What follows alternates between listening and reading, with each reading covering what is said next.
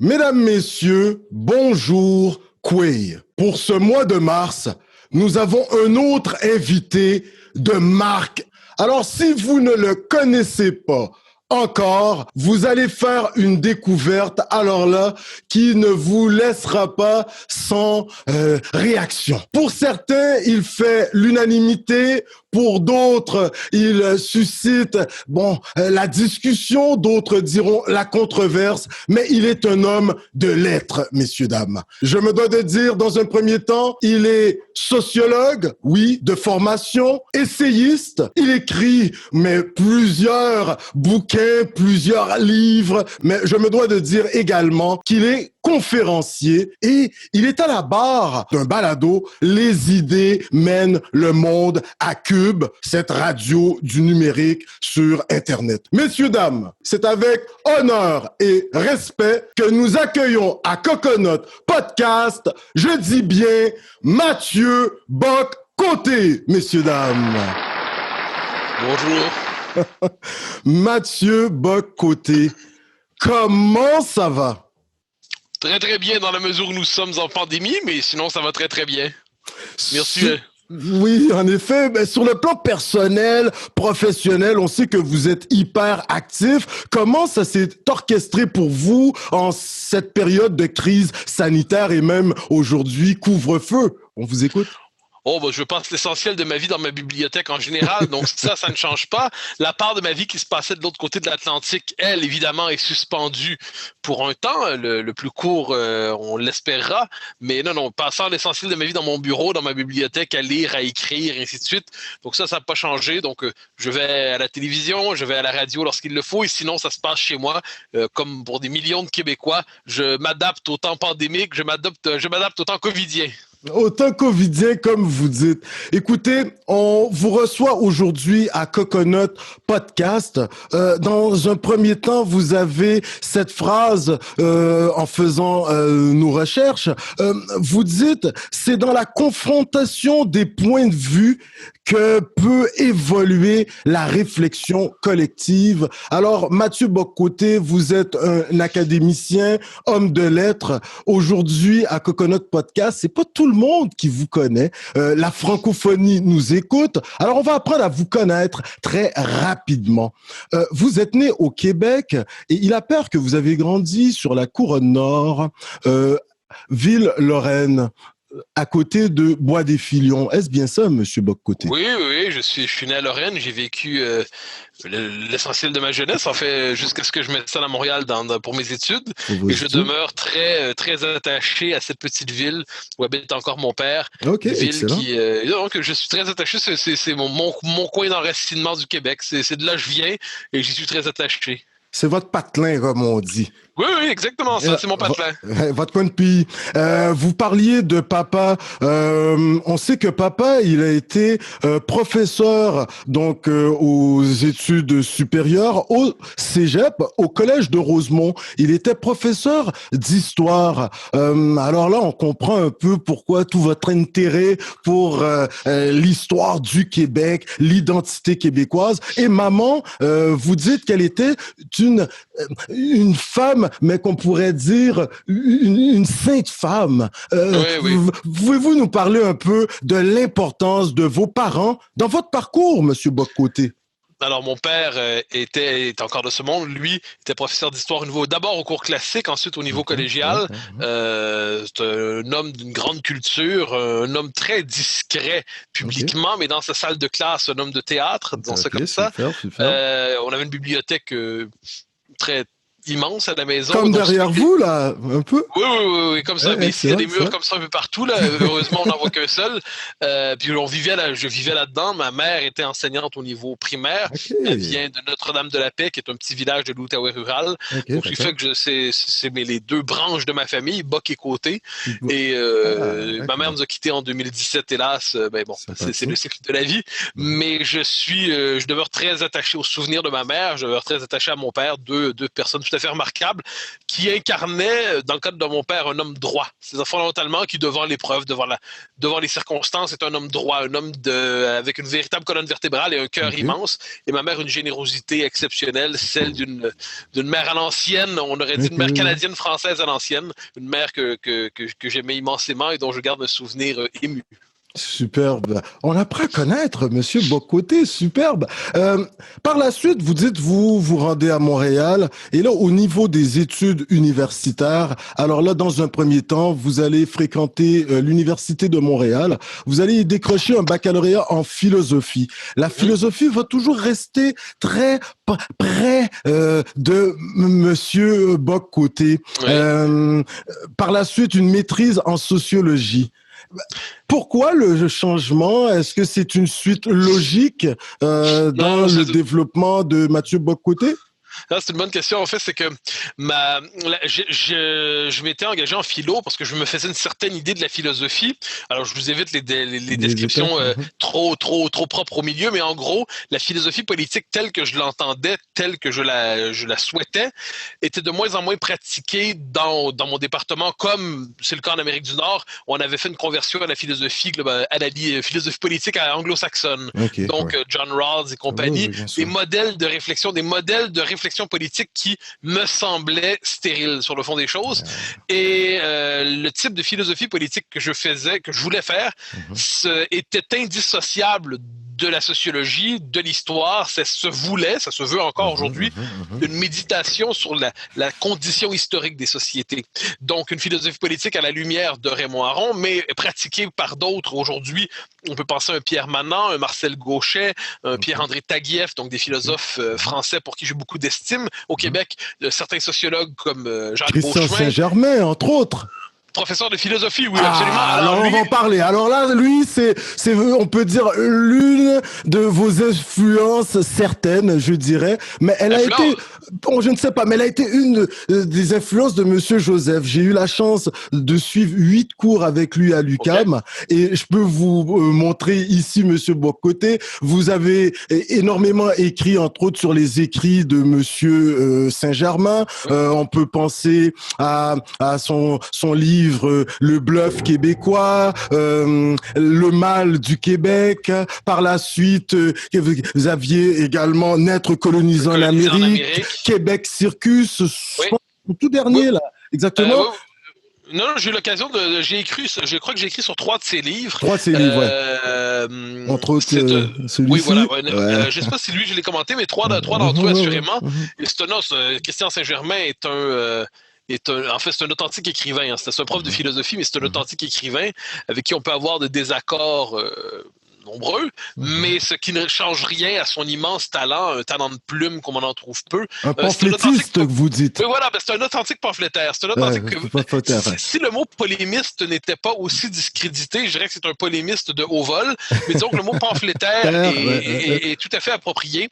Donc non, ça c'est... Alors, on pratique pas le même genre de travail, mais j'ai beaucoup d'estime pour le sien. Donc non, c'est ça, je suis passé en sociaux pour continuer à faire la philo telle que je l'entendais.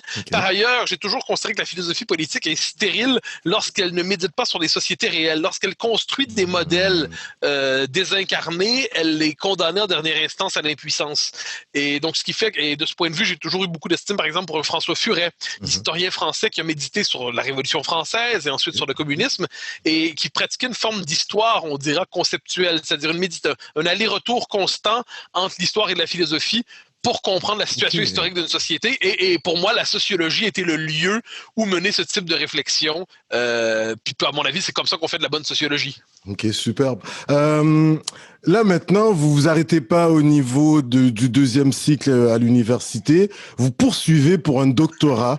Vous allez l'obtenir. Et là, vos champs d'intérêt, le nationalisme québécois, le conservatisme, la démocratie occidentale, là sont vos dadas. Et un peu plus loin, on va vous voir tranquillement, pas vite, travailler beaucoup sur la liberté d'expression. À un moment, on sent que vous devez aller faire certaines conférences à l'UQAM. Il y a un gros tollé. Je pense que, bon, on n'est pas sûr, est-ce qu'on va vous laisser aller faire la conférence? Là, je pense que vous avez été un peu choqué. Vous dites, mais écoutez, on doit accepter tous les points de vue dans un milieu académique, universitaire. Tous les points de vue se doivent d'être débattus. On vous écoute, Monsieur Bocoté? Les questions qui m'habitent, en fait, disons, si je devais décrire une forme de canevas de ma réflexion, c'est le rapport à la modernité. C'est-à-dire la modernité qui est à la fois émancipation et arrachement, mais arrachement au sens de déracinement. Émancipation parce qu'elle permet à l'individu de se construire lui-même, émancipation parce qu'elle permet aux sociétés de définir elles-mêmes les paramètres de leur existence, mais déracinement parce que quelquefois, il y a une volonté d'auto-engendrement, rupture de la filiation, rupture de l'histoire, rupture de la mémoire, rupture avec la culture, le fantasme de la table rase. Ça, c'est mon point de départ. Donc, à partir de là, les réflexions que j'ai, c'est comment se construit le débat politique dans la modernité. Voilà mon intérêt pour la question du clivage gauche-droite, par exemple. Comment se construit ce clivage au fil du temps? La question du conservatisme m'intéresse. Pourquoi? Parce que le conservatisme, dans la modernité, c'est l'autre de la modernité. C'est-à-dire, ce n'est pas la réaction, c'est pas la pensée réactionnaire qui congédie les fondements de la modernité. Le conservatisme est une réflexion constante sur les grandeurs et limites de la modernité. C'est-à-dire réfléchit sans cesse sur les conditions de possibilité de la liberté. Il rappelle la part manquante de la réflexion moderne. Donc, oui, il faut de la liberté, mais il faut de l'autorité. Oui, il faut de l'égalité, mais il faut aussi la possibilité pour l'individu de se différencier. Il faut du cosmopolitisme, mais il faut de l'enracinement. Donc, mes réflexions ont toujours tourné autour de la capacité pour l'homme de ne pas se dénaturer dans l'expérience moderne. Ça, sur le plan de la philosophie politique, c'est ça, que la modernité ne soit pas dénaturation, que la modernité ne soit pas désincarnation. Alors ça, c'est bon. Ensuite, sur le plan de l'histoire des idées, je me suis beaucoup intéressé, je m'intéresse encore beaucoup aux grandes doctrines politiques, mais ça, pas à la manière de doctrines purement savantes. Je m'intéresse aux imaginaires sociaux. Comment une idée travaille une société, comment elle modèle les représentations, comment, en dernière instance, une théorie élaborée dans je ne sais quel département universitaire va finir par modeler les comportements sociaux 15-20 ans plus tard de gens qui n'ont jamais entendu parler de cet auteur, mais qui intègrent les prescriptions théoriques. Bon, enfin, la question du Québec, évidemment, m'a toujours habité sur le plan intellectuel. J'ai consacré quelques livres, j'en consacrerai d'autres pour chercher à... Enfin, la situation du Québec en Amérique, c'est ma société, c'est mon peuple, mais je suis habité par une question qui me hante et qui me torture. C'est pourquoi ne sommes-nous toujours pas indépendants? C'est-à-dire, pourquoi le peuple québécois a-t-il échoué à 2 reprises son indépendance? Comment peut-il espérer la réussir? Ça, cette question-là dépasse pour moi évidemment le cadre académique. C'est le lieu de l'engagement constant dans ma vie, c'est-à-dire cette idée que l'indépendance du Québec est la condition d'une véritable émancipation, d'un véritable épanouissement du peuple québécois. Mais cette émancipation du Québec, vous discutiez avec Monsieur Saint-Germain dans une balado, vous l'avez reçu à un certain moment, et vous disiez que, même dans certains de vos écrits, qu'il y a un échec de la Révolution tranquille, qui fait en sorte qu'aujourd'hui, eh bien, le Québécois, le citoyen, la Québécoise, se retrouve hypothéqué dû aux décisions qui ont été prises à cette époque de grands remous, grands bouleversements. J'aimerais vous entendre très rapidement là-dessus, Monsieur Bocoté. Ça, c'est pas Wikipédia, hein? Ça, c'est pas Wikipédia. Non, vous avez raison. Je vous mettais en garde parce que pour le parcours biographique, vous ne seriez pas le premier à être tombé là-dessus. Hein. C'est-à-dire, je me suis fait poser à quelques reprises, je donne des entrevues, puis là, je vois, je mets en garde, faites attention, vous allez tomber sur des fausses informations, et là, la discussion part dans tous les sens. Donc, votre question est excellente, encore une fois, parce que la Révolution tranquille n'était pas, contrairement à ce qu'on a voulu voir, une simple rupture avec le Canada français traditionnel. La Révolution tranquille portait une promesse d'accomplissement de certaines aspirations qui traversaient l'ensemble de l'histoire du Québec. Aspiration de reconquête, reconquête de pleine existence nationale, de pleine existence politique. Elle plonge chez Racine dans les années 20 sur le plan politique. Elle est imaginée, la Révolution tranquille, dans les années 20. On pourrait même dire que la première intuition, mais ça serait pousser l'histoire peut-être un peu trop loin, Honoré Mercier a l'intuition de ce que sera un jour la Révolution tranquille, c'est-à-dire l'État du Québec est l'expression politique de ceux qu'on appelait les Canadiens français. Aujourd'hui, on ne parle plus dans ces termes-là. Donc, la Révolution tranquille portait le projet d'indépendance. L'échec de l'indépendance fait en sorte que tous les acquis de la Révolution tranquille sont d'un coup fragilisés. On le voit par exemple sur la question du français. Il y avait cette idée de faire du français la langue commune, la langue de convergence culturelle, de La loi convergence 101. nationale. Mhm. Mais la loi 101. Mais l'échec de l'indépendance fait en sorte qu'on a un restant de loi 101, mais elle est mutilée et elle est soumise aux autorités du régime fédéral qui, lui, ne cesse de travailler à la déconstruire morceau par morceau, à la neutraliser pour faire en sorte qu'au Québec, le français ne soit plus la langue de convergence, mais seulement une langue sur deux. C'est un exemple. Okay. Sur le plan de l'indépendance en tant que telle, qui est pour moi fondamentale, on a souvent dit que l'indépendance, ça coûte cher. Je ne suis pas certain, mais supposons. Mais ce qu'on a oublié, c'est qu'échouer l'indépendance, ça coûte cher. S'il y a un prix psychologique, un prix existentiel à payer à rater son indépendance quand on est un peuple, ça brise nos ressorts collectifs, nos ressorts existentiels. Et aujourd'hui, moi je le vois au Québec et ça me bouleverse, il y a beaucoup de jeunes Québécois qui se sentent étrangers au peuple québécois et qui cherchent à en sortir par deux voies de sortie. À gauche, par une forme de cosmopolitisme désincarné, donc on va être citoyen du monde, on va être montréalais, on va être canadien, on va être tout sauf québécois, comme si le Québec était une identité résiduelle, terroir, un peu bouseuse. À droite, par le fantasme américain, où alors là, on veut être américain, on veut réussir à travers l'Amérique, c'est le fantasme d'une partie de la droite de Québec qui considère qu'on devrait s'angliciser pour profiter pleinement du potentiel de l'Empire américain. Et à travers ça, la différence québécoise, ce petit peuple étrange dans l'histoire, 4 siècles d'histoire, 2 siècles et demi depuis la conquête, un peu plus que ça maintenant. Un peuple qui a survécu, qui a tenu tête, qui a été capable de maintenir son identité, de la faire vivre, de la faire renaître lorsqu'elle était fragilisée. Ce peuple qui a réussi à construire au nord-est du continent une communauté politique à part entière.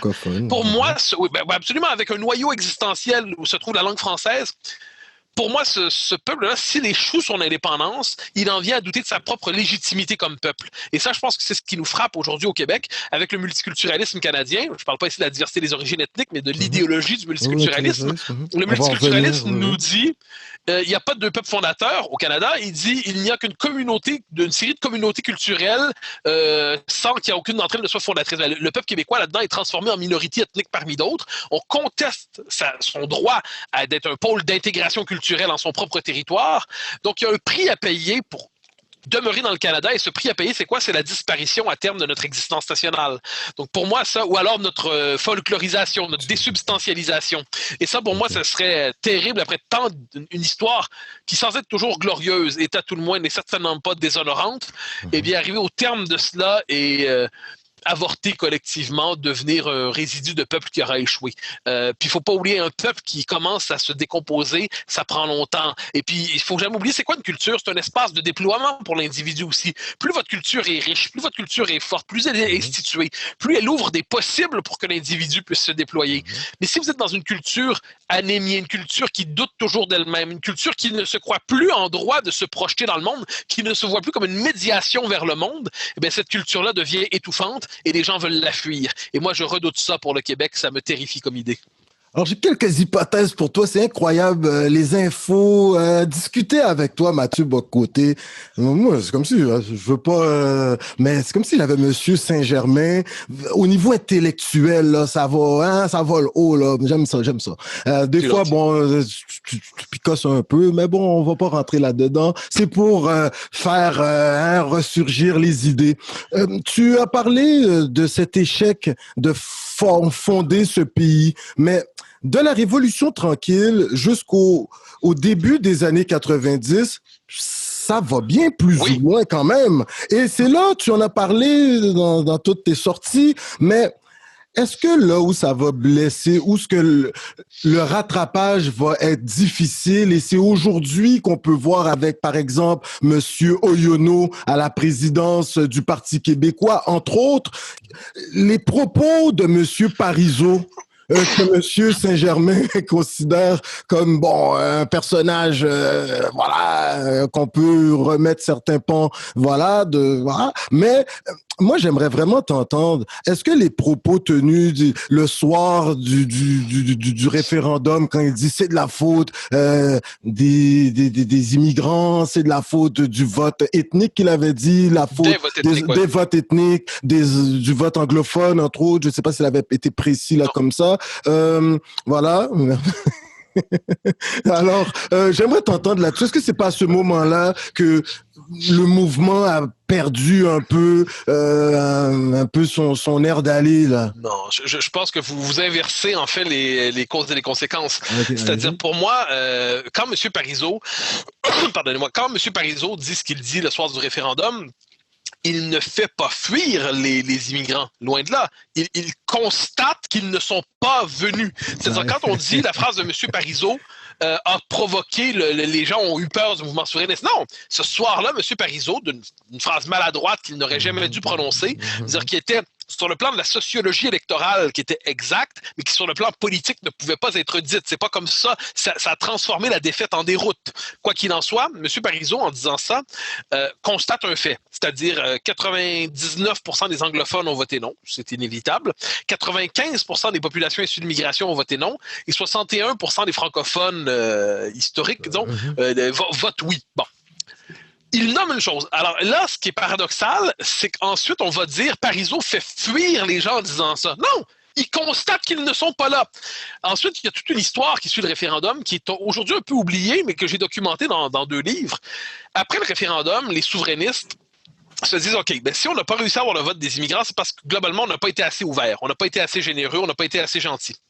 Alors, on oublie complètement les rapports de force. On oublie que c'est quand les immigrants arrivent au Québec, ils n'arrivent pas seulement au Québec. Dans leur tête, ils arrivent au Canada, ils arrivent en Amérique du Nord. Et ils ont de bonnes raisons de préférer s'intégrer au contexte global nord-américain plutôt qu'au Québec en tant que tel. Alors, qu'est-ce qui se passe? Les souverainistes s'engagent dans une forme de redéfinition de la nation. Ça va être, on va redéfinir la nation en cherchant à la décentrer de la majorité Nation historique building, francophone. qu'on dirait? Oui, mais artificielle. Ok, Oui, on pourrait le ok. dire comme ça, mais une forme de mais qui est ratée parce qu'on décentre la nation de la majorité historique francophone. On veut la définir strictement en termes juridiques, en termes administratifs. On la vide de sa dimension culturelle, de sa dimension Ouais, c'est ça. identitaire, Ouais. même de sa dimension linguistique à certains égards. Et là, il y a des conséquences politiques à ça. Pendant des années, les leaders souverainistes, PQ et Bloc, vont tendre la main, il ne faut jamais l'oublier, ils vont tendre la main aux figures des minorités ethniques et Oui, bien culturelles sûr, en disant bien sûr. rejoignez-nous, on change la définition de la Mais nation pour Viviane vous. Barbeau était au Ah ben oui, Bloc. On oui, avait Badiou Bazin qui était oui, également au PQ. Mais on oui, peut en oui, nommer oui. quelques-uns, Bien et sûr, vous oui, avez des oui, gens oui, tout bien à fait sûr. honorables, mais ils ne sont pas nombreux globalement.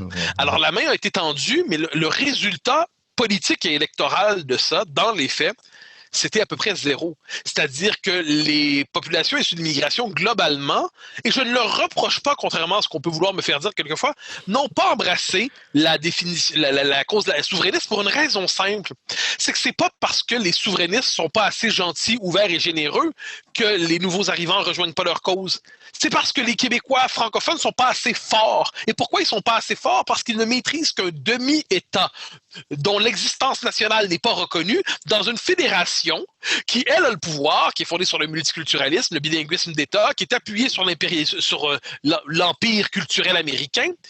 Et là, vous croyez que les Québécois ont simplement, ils disent, on va sourire davantage, on va être plus gentils, puis on va dire kumbaya, puis là, soudainement, on va être capable d'intégrer. Non, ce qui manque au Québec, c'est pas un déficit d'ouverture et de gentillesse. Je pense que les Québécois ont un sens de l'hospitalité.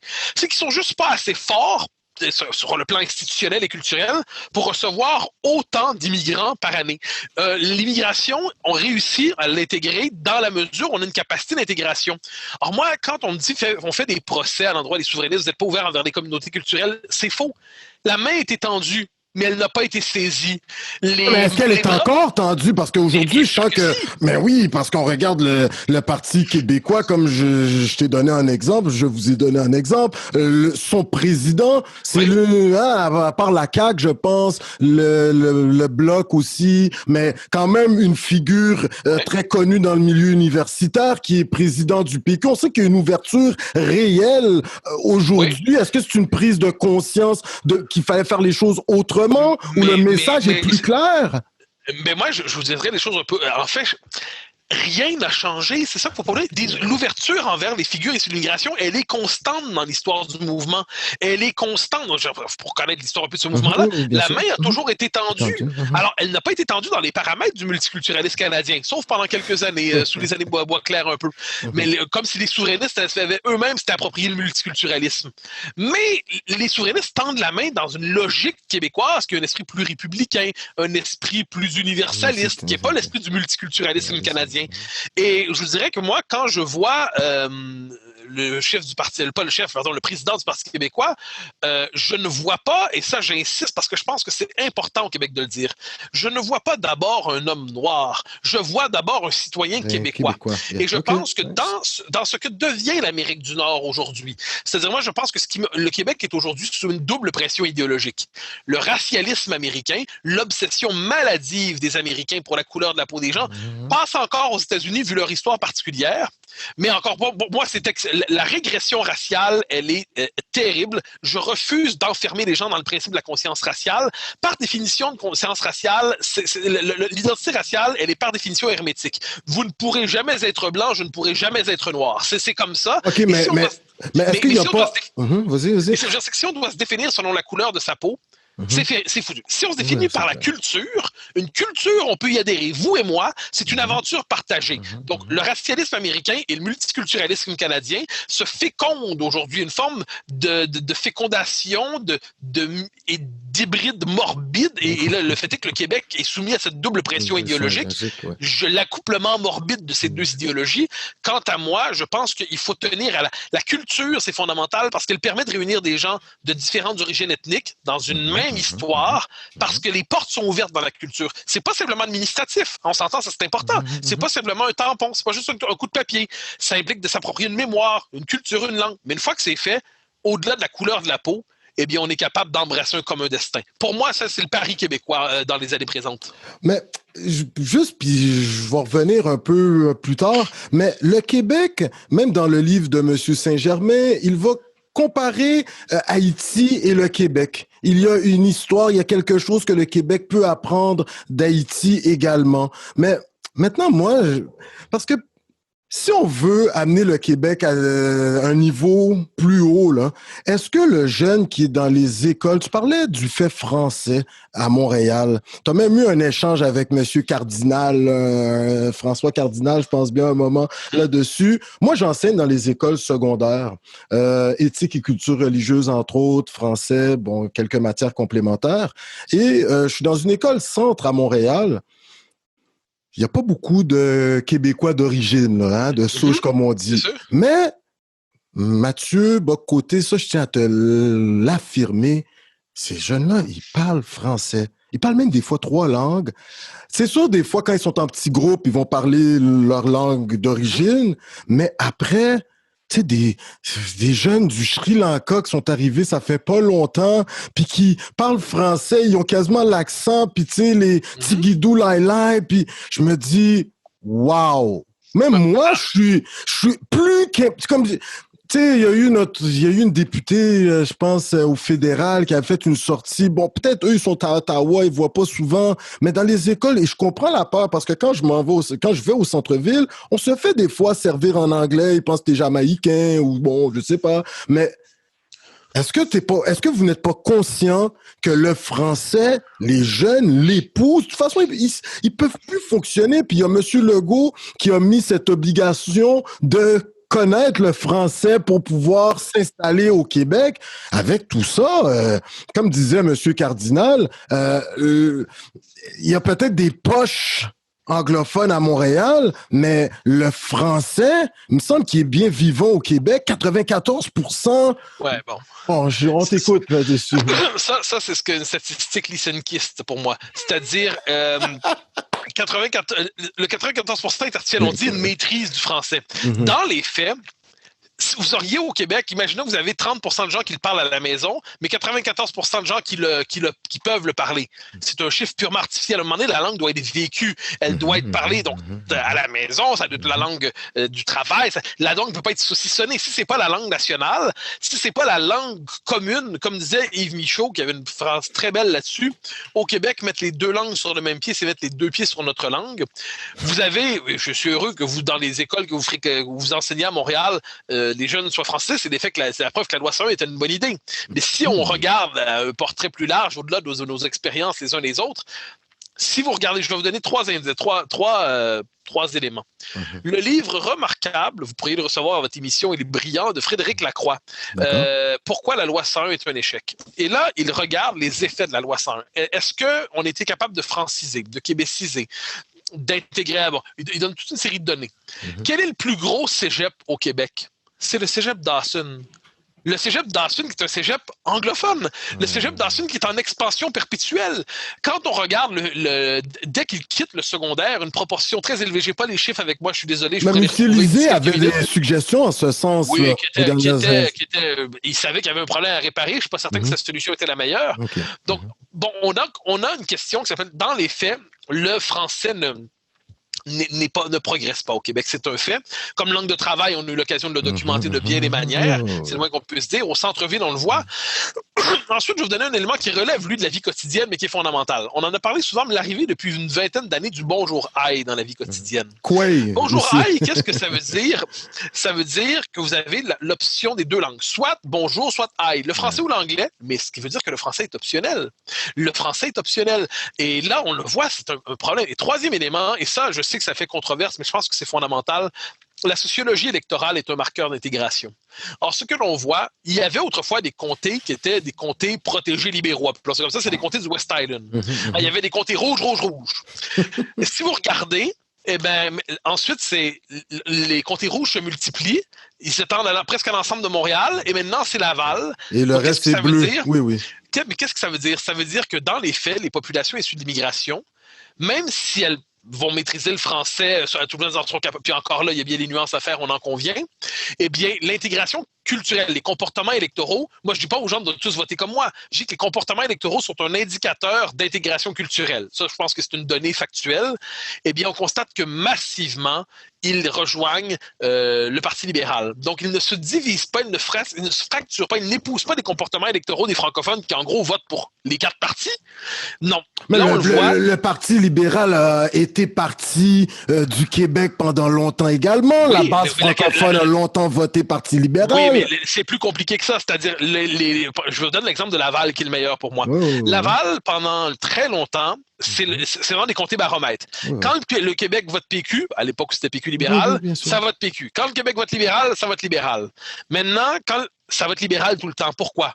Parce que ce que l'on voit, c'est que les nouveaux arrivants, leurs comportements électoraux se fixent davantage sur le comportement électoral des anglophones plutôt que des francophones. Mais ils sont plus là, ils sont plus à Montréal. Dès qu'ils commencent à faire un peu d'argent, ils quittent vers les couronnes. Mais bien sûr, mais alors moi je suis très heureux. Mais la question est, pourquoi leurs comportements électoraux s'alignent-ils sur le comportement des anglophones plutôt que des francophones? Ça, c'est la question. Or, pour moi, quand on a des proportions comme on le voit aujourd'hui, on parle pas du 50-50, on parle pas du 40-60, on parle d'un vote massif, un vote quasi soviétique quelquefois. Ça, pour moi, c'est un facteur, c'est un révélateur d'une intégration carencée. Ça veut pas dire que c'est des mauvaises personnes, ça veut pas dire que c'est des mauvais gens, ça veut pas dire que c'est des gens à qui on doit pas tendre la main. Ça veut dire qu'on constate que selon les capacités d'intégration de la société québécoise d'aujourd'hui, selon nos capacités d'intégration linguistique, culturelle, institutionnelle, politique, nous ne pouvons pas recevoir autant, surtout dans le contexte institutionnel qui est le nôtre, qui est celui du fédéralisme canadien, du multiculturalisme canadien et du bilinguisme officiel canadien et de l'Amérique du Nord telle qu'elle devient aujourd'hui. Alors, c'est pas être fermé aux autres, c'est simplement, quand vous connaissez la formule, il faut s'ouvrir à l'autre. Moi, je réponds toujours par 2 questions à ça. Premièrement, à quel autre dois-je m'ouvrir? Parce que tous les autres ne sont pas interchangeables. Je veux dire, un francophone n'est pas un anglophone, un haïtien n'est pas un jamaïcain, un français n'est pas un italien, un russe n'est pas on reste être humain. Mais bien parce sûr, qu'on va parler du vivre ensemble dans quelques secondes. On est tous humains, ça va de soi. Tous les humains sont de ma race. Gilles Vigneault est magnifique là-dessus. Mais le fait est que quand on veut s'intégrer une nation, la proximité culturelle plus grande, ça aide un peu. C'est pour ça que la langue, ça compte au Québec. Et ensuite, donc, ouverture à l'autre. Et deuxième, ouverture à combien d'autres? À un moment donné, c'est pas pour rien qu'une nation cherche à maîtriser minimalement ses politiques d'immigration. C'est parce qu'elle veut recevoir en fonction de ses capacités d'intégration. Or, je soutiens que le Parti libéral, surtout dans l'après-référendum, mais même avant, faut pas se tromper, a orienté les politiques d'immigration parce qu'il a vu le résultat référendaire. Là. Il a eu les mêmes résultats que nous, là. Pour verrouiller démographiquement l'avenir politique du Québec. Avec cette idée, Christos Syros le disait en 95, ils sont mieux, disait-il aux souverainistes, ils sont mieux de gagner cette fois-là parce que la fois suivante, à cause de l'évolution de la démographie, ils ne pourront plus gagner. Ouais, alors, moi, mais si les gens ne font pas d'enfants, est-ce que ça, même tu riais de ça, disant que le gouvernement, dans un de tes écrits, une de tes chroniques dans le Journal de Montréal, où est-ce que le gouvernement rentrait même dans la chambre à coucher du citoyen. Alors, si le citoyen, aujourd'hui, a d'autres priorités... Mais faut pas se tromper. Moi, les gens font les enfants qu'ils veulent. Hein. Personnellement, moi, je suis pas un ministre du caleçon. mais ensuite, je regarde, c'est là, vu la situation actuelle de la société québécoise. Rentrez toutes les données que vous voulez là-dedans, la vitalité du fait français, l'évolution démographique, l'américanisation des mentalités, le poids des institutions fédérales. Rentrez tout ça, je constate que tel qu'il est le Québec en ce moment, il ne parvient pas à intégrer suffisamment ceux qui le rejoignent. Et que doit-il faire pour être capable de mieux intégrer? Eh bien là, je crois avoir mon registre de solutions. Il y en a probablement d'autres. Je le dis souvent, c'est le cégep français. En ce moment, on peut le faire. Faire du français la langue de l'État, ça me semble fondamental. Se sortir du multiculturalisme canadien et imposer les normes qui relèvent de la culture de convergence québécoise, ça me semble fondamental. Renforcer la loi 101, ça me semble élémentaire. Transformer le financement des institutions publiques au Québec pour s'assurer, notamment au niveau collégial et universitaire, que le système francophone ne soit plus désavantagé au Québec. Le système francophone est désavantagé au Québec. Puis en dernière instance, puis ça pour moi ça va de soi, mais je tourne en boucle, l'indépendance du Québec. C'est ça le paradoxe. C'est quand le Québec va être indépendant qu'il va être capable d'intégrer ces nouveaux arrivants. Mais tant qu'on n'est pas indépendant, on n'a pas les moyens de les intégrer autant qu'on le souhaiterait. Ça ne veut pas dire qu'on n'en intègre pas. Hein. On s'entend. Il y a des centaines, des milliers de belles histoires d'intégration réussies et on s'en réjouit. Mais quand on se place à distance des histoires individuelles, je pense que vous avez dans votre vie probablement, dans ma vie, dans la vie de plusieurs de mes amis qui sont de bons nationalistes comme moi, il arrive que nos compagnes proviennent ils proviennent pas du terreau de source canadien français. Là. Et c'est très bien. On n'est pas dans l'obsession de la race, on n'est pas dans l'obsession ethnique. Mais comme peuple, si on veut durer, il faut juste s'assurer d'avoir des capacités, de recevoir en fonction de nos capacités d'intégration. Or, en ce moment, je vous le dis, si on regarde la tendance démographique et la tendance linguistique, j'ai pas le chiffre exact en tête, mais autour de 2034-2036, on va être dans une dynamique de minorisation du français. Et à la fin du siècle, on sera à environ 50%. Ouais, mais ce que j'essaie de vous dire, M. Bock-Côté, est-ce que le nouvel arrivant qui a réussi à s'intégrer à la société d'accueil n'est-il pas le meilleur allié comme mon parent était venu dans les années 60 pour s'assurer de la pérennité du fait français? Parce que moi, comme j'ai envie de dire, je suis un francophile, mais j'ai tout plein de mes amis. On fait cet effort comme vous de bien parler la langue française. C'est pas comme si on pourrait pas parler le joual, là. Non, mais alors, ne sommes-nous pas les alliés pour préserver cette langue française qui est si chère à nous tous? J'allais dire, vous l'êtes assurément. Vous l'êtes assurément. Ce que vous me dites, c'est éloquent. Il n'y a pas de doute là-dessus. Merci. Ensuite, si on regarde sur le plan statistique, c'est-à-dire si on se détache des histoires individuelles qui, aussi belles soient-elles, ça demeure des parcours individuels, on constate qu'il y a un lien assez clair, pour ne pas dire explicite, entre immigration massive et anglicisation. Bon. Mais ensuite, si vous me dites que des nouveaux arrivants sont souvent parmi les plus fervents patriotes québécois, on va penser à Makakoto, mais on pourrait penser à bien d'autres, eh bien, il n'y a pas de doute là-dessus. Mais le fait est qu'à grande échelle, si on regarde ça, eh bien, puis comme je vous dis, moi, quand quelqu'un décide de s'anglicer, même pas, quand s'anglicise simplement, vote systématiquement pour tous les partis libéraux disponibles et multiculturalistes. Je ne lui en veux pas personnellement. Je veux dire, à un moment donné, il faut cesser de penser la politique comme sur le plan du reproche moral. Ce qui m'intéresse, ce sont les tendances lourdes qui façonnent une société. Et je crois que ce qui contribue au façonnement des tendances lourdes, ce sont, et oui, la dimension démographique, les idéologies, le discours politique. Et ma petite contribution dans tout ça, c'est de chercher à être une forme de professeur de lucidité. C'est-à-dire, je pense que nous sommes tous, à tout le moins je l'espère, portés par une ouverture à l'autre tel qu'il est. Mais en dernière instance, pour que demeure le peuple québécois, il faut tenir compte des réalités démographiques, historiques, institutionnelles qui sont les siennes. Pour l'instant, une certaine prudence en matière migratoire, un certain volontarisme sur le plan linguistique et un optimisme raisonnable sur le plan de la question nationale me semblent nécessaires. Trois questions en une, très rapidement, Mathieu Bock-Côté. Le temps file, vous êtes hyper intéressant. Je pense que il y a plusieurs gens qui gagnent à avoir des échanges comme ça avec vous parce que, écoutez, vous êtes éloquent. On ne sent pas une animosité de votre part. Écoutez, Mathieu Bock-Côté, le vivre ensemble. Vous opposez souvent multiculturalisme et interculturalisme. Multiculturalisme, idéologie anglo-saxonne, en quelque sorte, entre guillemets. On la réduira pas à ça, mais en fait, vous savez, moi je mets multiculturalisme et interculturalisme globalement dans la même catégorie. Hein. C'est-à-dire, pour moi, l'interculturalisme, c'est la version québécoise du multiculturalisme. Moi, l'autre pôle, c'est la culture de convergence. Ça, le concept forgé, pas seulement auquel a contribué Fernand Dumont, un des grands sociologues du Québec moderne, Fernand Dumont. Mais l'interculturalisme, globalement, c'est quoi? C'est le multiculturalisme qui reste de la loi 101. OK. Mais c'est quoi le danger de l'interculturalisme? Est-ce qu'il y en aurait un? Parce que quelqu'un qui est minoritaire dans un ensemble, n'aura-t-il pas peur à un certain moment d'être absorbé à l'intérieur de ce tout interculturel?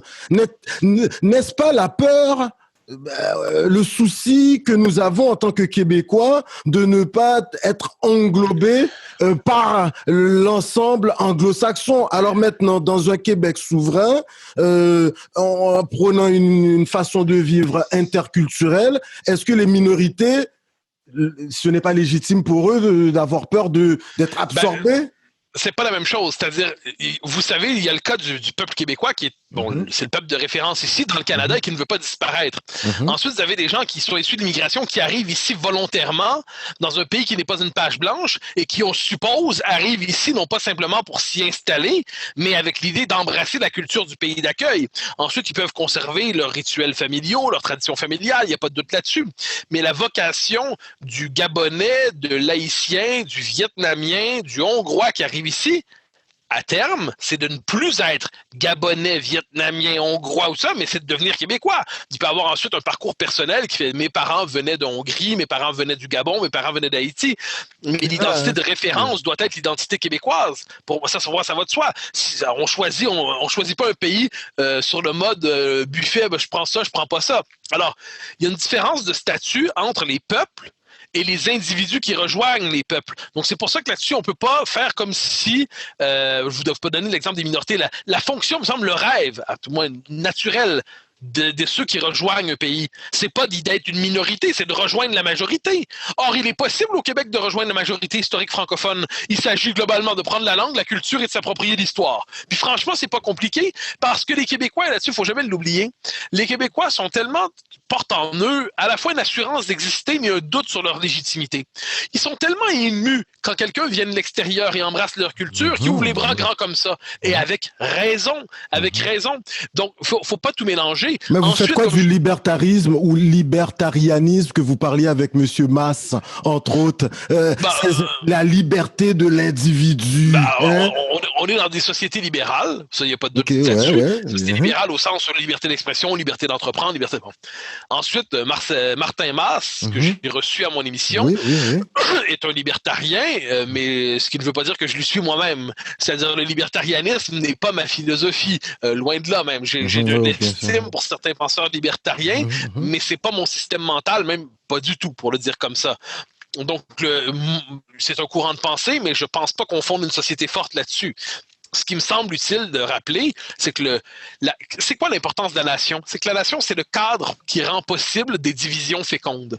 Le fait d'avoir une commune appartenance nationale, ça fait qu'un jour, votre parti gagne aux élections, ensuite c'est le mien, mais c'est pas grave parce que en dernière instance, aux prochaines élections, ça peut changer, et ainsi de suite. On a une aventure partagée au-delà de ce qui nous divise. Bon.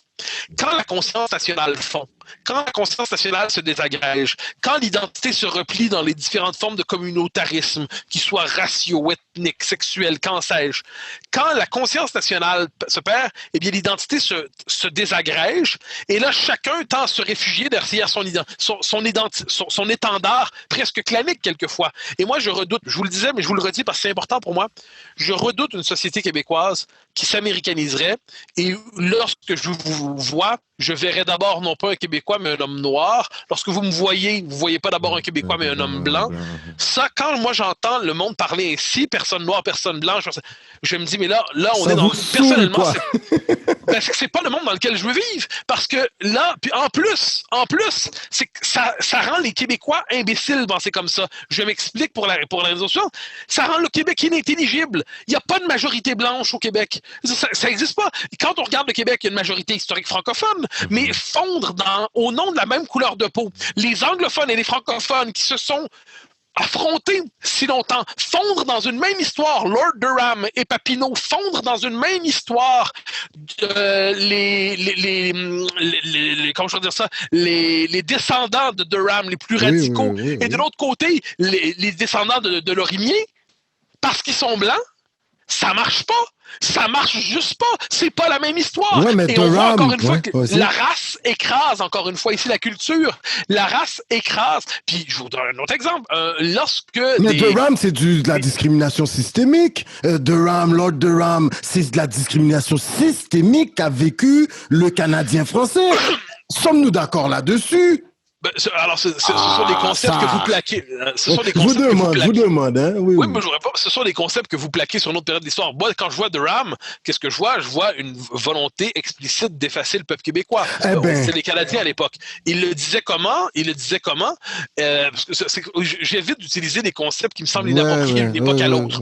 C'est un peu anachronique. Mais Durham, il arrive ici, puis il constate que le problème derrière l'insurrection, c'est l'existence de deux peuples, c'est-à-dire les Canadiens et les Canadiens français existent. Et c'est un problème parce qu'en plus, il constate que c'est un peuple sans grande envergure historique qui pourrait disparaître pour son propre bien. Il ne faut jamais l'oublier. Durham considère pourquoi il veut angliciser ceux qu'on appellera les Québécois, les Canadiens français, les Canadiens. Pourquoi il veut les angliciser? Parce qu'il dit qu'ils sont prisonniers d'une forme de culture un peu carencée, une culture sans envergure. Mais s'ils s'anglicisent, s'ils deviennent britanniques, ils vont embrasser une culture qui va les tirer vers le haut dans l'échelle de l'humanité. Donc, il veut nous faire disparaître pour notre bien. Non, merci. Je vous redis ça, pourquoi? Parce que si on décide de se penser en tant que blanc et noir, eh bien, au Québec, on décide de fabriquer artificiellement une majorité blanche. Et c'est pas comme ça que l'histoire s'est décrite. Pensez même là-dessus. Alors, je comprends que là-dessus, c'est le modèle américain. Aux États-Unis, vous avez effectivement une logique raciale qui traverse l'histoire du pays, qui fait attention, on parle souvent des ethnic whites, c'est-à-dire il y a les Polonais, les Irlandais, les Italiens, les ethnic whites, il y a les WASP, le noyau, il y a les ethnic whites. Bon. Mais ça, c'est l'histoire américaine. Si je vois l'Europe, je vois pas d'abord des Blancs, je vois des Français, des Allemands, des Italiens. Et ça, quand la race vient écraser la culture, les langues, les histoires, eh bien, elle nous condamne en dernière instance à ne plus voir ce qui a fait la richesse de notre civilisation. Alors non, moi, je n'entre pas dans la logique raciale. Je me désole qu'elle soit aussi populaire et je m'y oppose avec les forces qui sont les miennes. Rapidement, on va parler du vivre ensemble. Vous dites que plus on parle du vivre ensemble, eh bien, moins on est capable de le mettre en œuvre. Commentez, s'il vous plaît. C'est que c'est un concept dont on parle d'autant plus que sa réalité nous échappe. D'ailleurs, le vivre ensemble, je trouve que le concept lui-même devient un peu poreux. Voilà pourquoi moi, je préfère des concepts un peu plus robustes, qui ont plus de substance, qui relèvent moins de l'ingénierie sociale et qui relèvent davantage de l'expérience historique. Donc, je parle de peuple, de nation, d'histoire, d'État. Alors que la notion de vivre ensemble, c'est une notion un peu publicitaire, un peu marketing. C'est une notion sans trop de substance, c'est une notion qui relève de l'ingénierie sociale. Et ça, pour moi, c'est pas ce qu'on pourrait appeler une manière... c'est pas un concept fécond pour penser nos sociétés. Et voilà pourquoi je ne l'utilise pas. Je ne fais pas la guerre. Hein. Mais c'est un concept que je trouve qu'on utilise un peu trop facilement sans prendre la peine de voir sa fonction dans le débat public. Bon, comme je dis encore une fois, je ne suis pas contre qu'on vive ensemble. Je trouve même très, très bien de vivre ensemble. Mais j'espère qu'on va voir un petit peu plus que ça. J'espère qu'on va participer à une histoire commune, qu'on va participer à un monde partagé, un monde commun. Là, ça devient plus intéressant. Est-ce qu'on est capable de faire un monde commun? Est-ce qu'il y a cet aspect de nostalgie qui est présent, là? On vous écoute rapidement. La nostalgie, je trouve qu'on lui fait un mauvais procès. Hein. C'est-à-dire, la nostalgie, qu'est-ce que c'est? C'est la tendresse pour les origines. C'est la tendresse pour l'enfance. Je sais pas pour vous, mais moi, j'ai une tendresse pour mon enfance. J'ai une tendresse pour mes jeunes années. J'ai une tendresse pour le souvenir de mes parents, de mes grands-parents. Bon. Alors, ce qui fait que non, mais ensuite, j'ai pas envie de vivre au Canada français en 1942.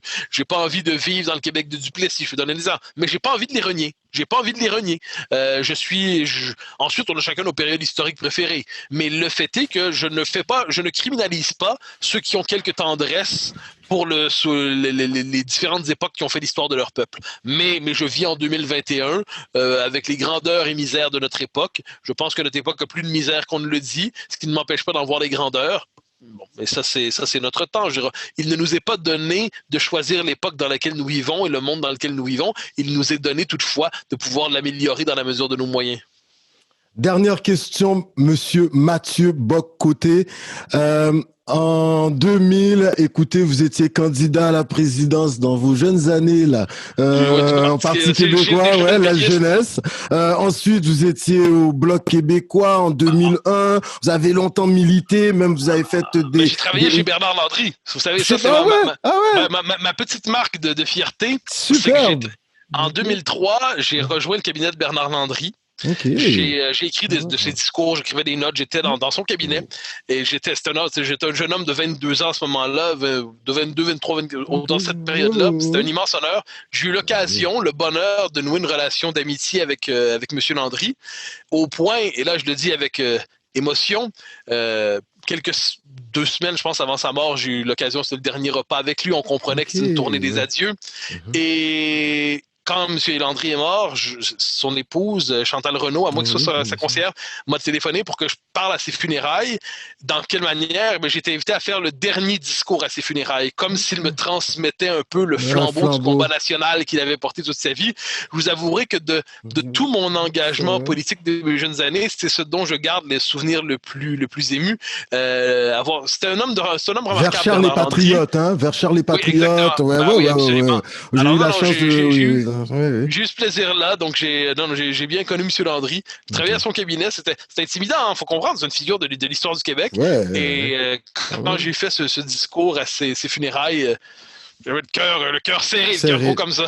Vraiment, j'ai eu la chance de le rencontrer. Un monsieur très simple. Il conduisait sa petite Honda tout seul. Puis là, j'étais surpris de voir, après qu'il se soit retiré de la vie politique active, il était toujours professeur émérite à l'UQAM. Et puis là, je me disais, mais il a pas de garde du corps. Tu sais, c'est comme une grande personnalité. Puis il était simple, puis il me parlait, puis vraiment, c'était vraiment agréable dans son patelin, dans une maison de jeunes. J'avais eu la chance, il y avait monsieur Stéphane Bergeron. À l'époque, voilà. Vous me voyez venir, hein, vous me voyez venir. Je vous ai parlé de votre parcours en 2019. Vous avez fait une allocution à la relève de la coalition Avenir Québec, Ces derniers temps, on vous voit sur différents podcasts, des communautés culturelles, chez Corneille, à Coconut Podcast, entre autres. Vous êtes pas mal sur toutes les plateformes en Europe. Ça aussi, au Québec, je pense qu'on sait pas trop ça. C'est incroyable. Vous êtes même à la tête, vous êtes rédacteur en chef à Mediapart. Non. C'est fini, ça, non? Ça, c'est les fausses nouvelles, là, c'est ça, là. Faites attention à Wikipédia. Mais on vous a vu à Europe 1. Ça, on sait vous étiez là. Vous êtes souvent là. Europe 1 à France 2. Quand il n'y a pas de pandémie, je passe une partie de ma vie en Europe et c'est un privilège que de participer à la vie intellectuelle française. On vous a vu dernièrement à la Joute, belle cravate rouge. Comme tu sais, c'est rare pas rare, mais là on sentait que Monsieur Bock-Côté, là, je me suis dit, Monsieur Joseph, dans un avenir rapproché, dans un avenir quelconque, dans un avenir proche, d'autant plus qu'il y a eu les éloges de Monsieur le Premier ministre à l'égard de votre dernière parution, l'empire du politiquement correct. Est-ce qu'on risque de voir Monsieur Bock-Côté se lancer dans l'arène politique, ayant reçu un peu le flambeau de la part d'un des grands ténors du mouvement souverainiste? Est-ce que dans un avenir lointain, Monsieur Bock-Côté, Premier ministre du Québec, Monsieur Bock-Côté, Bon, regarde, le premier ministre du Québec, laissons ça de côté. Ensuite, on ne sait jamais pour l'avenir lointain, sinon qu'on est tous morts, ce qui est assez désagréable comme idée d'ailleurs. Mais avant ça, non, ma vocation est celle du travail intellectuel. Ma vocation, c'est, je crois, tout le moins, c'est comme ça que je me représente ma vie, c'est le travail intellectuel, c'est l'écriture, c'est la lecture. La politique est un tout autre métier. J'ai beaucoup d'admiration pour ceux qui font de la politique. J'ai beaucoup d'admiration pour... C'est un courage physique en la politique aussi. C'est une vie qui est complètement absorbée par ça. J'ai des amis qui sont engagés en politique et ils ont toute mon estime. Super. Personnellement, je suis davantage fait pour mon bureau, mes livres, et je dis pas ça sans aucun mépris. Hein. Franchement, ceux qui sont capables de faire ça très bien, moi, je crois que ce que je peux amener à chacun selon sa vocation, à chacun selon ses talents, je pense, peut-être j'ai une mauvaise idée de moi-même, mais je pense que là où je suis le meilleur, là où à tout le moins je peux le mieux servir, même les idées qui sont les miennes, c'est dans le travail intellectuel. Ensuite, on ne sait jamais de quoi l'avenir sera fait, mais si vous me demandez si j'en ai le désir, non. Si j'en ai l'intention, non. Mon parcours se trace dans le monde, pour moi, dans le monde intellectuel, le monde des idées. À tout le moins, c'est comme ça que je me représente ma propre vie. Superbe. Ça, je l'ai entendu, le garde des Sceaux en France, grand juriste, il avait dit « Ah, moi, la politique... ah oui, Eric, je perds son nom, mais je sais de qui vous parlez. Je perds son nom au moment où je perds son nom. Attendez, je vous dis, hein, on est à l'époque des nouvelles techno, monsieur Bocoté. Attendez un instant, le garde des Sceaux... Oui, c'est le ministre de la Justice en France, il est barbu. Oui, attendez, je vous dis, France... Alors, Castex, hein, non, Castex, c'est le premier ministre. Non. Attends, Éric Dupond-Moretti. Dupond-Moretti, oui, exactement. Voilà. Moretti. Lui-même, il disait, putain, tout le monde lui disait, mais... Et puis il dit, non, moi, la politique. Et puis finalement, il est devenu garde des Sceaux. Oui, mais alors, vous savez, moi, je regarde ça, je trouve qu'il y a déjà assez de gens de talent qui sont en politique. Quelques exemples. Il y a le premier ministre, bien sûr, c'est le moins qu'on peut se dire. Il y a Simon-Jeanin Barrette, à la Coalition Avenir Québec, qui fait un travail tout à fait honorable sur la question de la langue française. La justice, là oui, c'est ça. Oui, et à la langue française. Oui. Il y a Paul Saint-Pierre Plamondon, qui dirige le Parti québécois, qui est un homme de grand talent, de maîtrise intellectuelle des dossiers, un engagement sincère. Il y a des gens de grande qualité qui sont engagés dans par Pascal Bérubé, je crois nommer, puis bon, retour à la CAQ, dans le personnel politique de la CAQ, il y a des gens de grande qualité. Je vois des gens de talent qui sont engagés là-dedans et dont c'est la vocation, dont c'est le métier. Je ne m'empêche pas de les admirer. Je ne désire pas les rejoindre. Monsieur Mathieu Bocoté, écoutez, vos remerciements, la francophonie vous écoute, tous vos fanatiques, là, vous avez un fanbase, là, en Europe, là, vous êtes super connus, là. Je me contente d'avoir des lecteurs, moi. Le mot de la fin est à vous, la francophonie vous écoute, et puis après, vos remerciements, et puis si vous avez une suggestion de lecture, avec tout ce que vous avez derrière vous, n'hésitez pas, on vous écoute.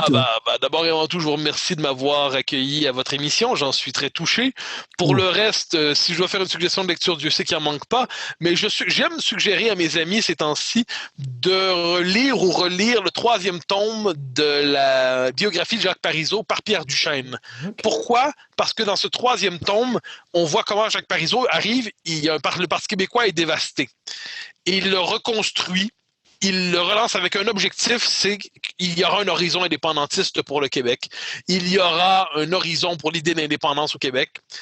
Pourquoi je vous dis ça? Parce que peu importe le parti qui est le nôtre aujourd'hui, peu importe pour qui on vote, si on décide de fixer un horizon qui s'appelle la pleine émancipation pour le peuple québécois, une pleine liberté pour notre peuple, eh bien, je crois qu'on est capable de susciter des vocations, de réveiller les âmes, de réveiller le désir d'avoir un pays. Ensuite, chacun y contribuera comme il peut. Donc oui, vos lecteurs, vos auditeurs, c'est une manière d'embrasser l'histoire du Québec, d'embrasser l'histoire à travers un grand personnage. Et je pense que ce sera une lecture qui est fort utile et qui est inspirante. Pierre Duchesne, le 3e tome de sa biographie de Jacques Parizeau. Écoutez, monsieur Mathieu Bocoté, comme je dis à tous mes invités en toute fin d'entrevue, en langue Innu, on dit Chinash Kumitin. Chez les Algonquins, on dit Miigwech. Chez nos frères et sœurs autochtones de la région de Montréal, on dit Niawen. Merci. Et puis, on va commencer à apprendre nous créole. M'sou ka comprendre, nous dit merci en pile. en pile. Merci beaucoup, Mathieu Bock-Côté. Merci pour votre accueil. Ce n'est que partie remise. Messieurs, dames, nous étions, oui, avec un grand sociologue qui a la chance de parler avec Monsieur Christian Saint-Germain sur une base, je pourrais dire, mensuelle. Il vient de sortir un livre paru en 2019 et c'est L'Empire du politiquement correct. Écoutez, à 35 $, vous trouvez plus taxes chez Renaud Bré. C'est un coup de cœur de Renaud Bré. Ça a l'air qu'en Europe, ça se vend comme des petits pains chauds. Allez vous procurer son dernier essai. On a eu la chance, oui, à Coconut Podcast, de monter sur l'arène des idées avec Mathieu Bock-Côté. Écoutez, on va vous inviter à le suivre sur sa balado « Les idées mènent le monde » sur Cube. Messieurs, dames, toute une entrevue partagée. On suscite le débat à Coconut Podcast. Sur ce, comme j'aime bien dire, on se voit la semaine prochaine, même heure, même poste, sur les ondes de Coconut Podcast. Et comme j'aime bien dire, Nyawen, merci, au revoir.